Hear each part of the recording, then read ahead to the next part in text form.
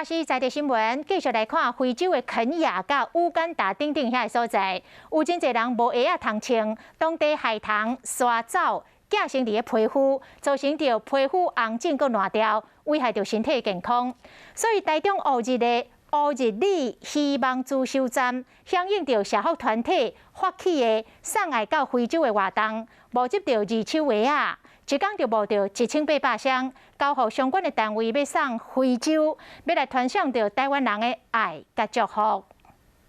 一大批的旧鞋啊，拢是民众送来爱心，准备送到非洲的肯亚、乌干达等等的所在，好在地民众有鞋会使穿，阁有人一透早就炸鞋来响应。作为同胞用啦，刚才非洲迄边呀，有一寡因无鞋啊哈。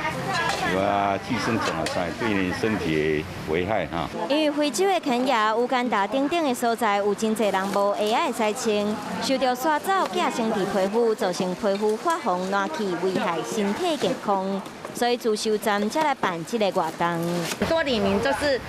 跟我们讲说，他们也很喜欢把他们的旧鞋拿到大河屋去，可是太远了，没办法，所以我们就来。